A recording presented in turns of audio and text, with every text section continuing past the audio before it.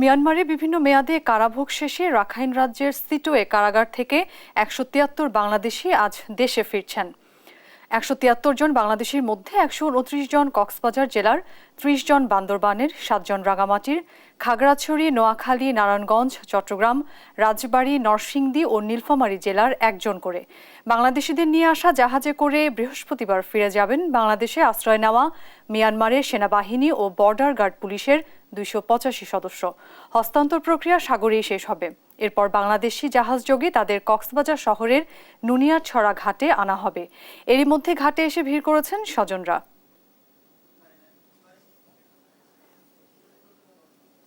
এ বিষয়ে বিস্তারিত জানাতে কক্সবাজার থেকে সরাসরি যুক্ত হচ্ছেন সহকর্মী সৌরভ দেব। সৌরভ, এ নিয়ে সবশেষ কি খবর রয়েছে আপনার কাছে জানাবেন? অরিন, আমি এখন আছি কক্সবাজার শহরের নুনিয়াছড়া ঘাটে, যেখানে এখনো পর্যন্ত এসে পৌঁছায়নি যে ১৭৩ বাংলাদেশি মিয়ানমার কারাগার থেকে কারাভোগ শেষে ফিরছেন।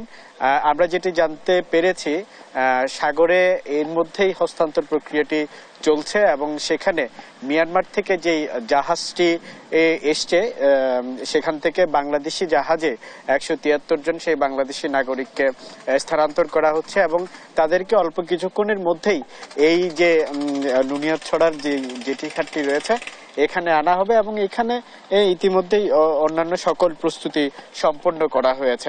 এবং আমাদেরকে কিছু সময় আগেই পররাষ্ট্র মন্ত্রণালয় সম্পর্কিত সংসদীয় স্থায়ী কমিটির সদস্য, জাতীয় সংসদের হুইপ সাইমুম সরোয়ার কমল যেটি জানিয়েছেন, আসলে যেই জাহাজটি করে ১৭৩ বাংলাদেশি নাগরিক এসছে, মিয়ানমারের যে জাহাজটি করে সেই জাহাজে করেই ফিরে যাবেন ২৮৫ জন যে বাংলাদেশে পালিয়ে এসেছিল মিয়ানমারের জান্তা এবং সীমান্ত রক্ষী বাহিনীর সদস্যরা, তারা আগামীকাল নাগাদ ফিরে যেতে পারে সেই জাহাজটি করেই।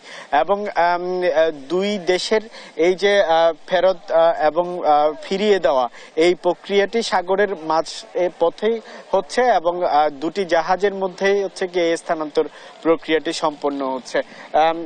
তো আমরা যেটি দেখেছি, এখানে মিয়ানমার দূতাবাসের কর্মকর্তারাও এসেছিলেন সকালে এবং তারাও তাদের হয়তো প্রশাসনিক যে আনুষ্ঠানিকতাগুলো সেই আনুষ্ঠানিকতাগুলো সম্পন্ন করেছিলেন।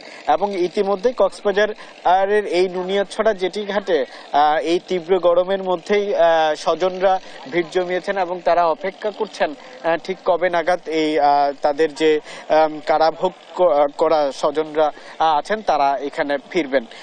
তো আমরা আশা করছি হয়তো আর ঘন্টা খানেকের মধ্যেই মাঝসাগর থেকে বাংলাদেশি জাহাজে করেই ফিরবেন সেই ১৭৩ জন মিয়ানমারে কারাভোগ করা নাগরিক। তো আমার কাছে কক্সবাজার থেকে এই ছিল সর্বশেষ। সৌরভ, আপনাকে ধন্যবাদ। দর্শক, কক্সবাজার থেকে যুক্ত হয়েছিলেন আমাদের সহকর্মী।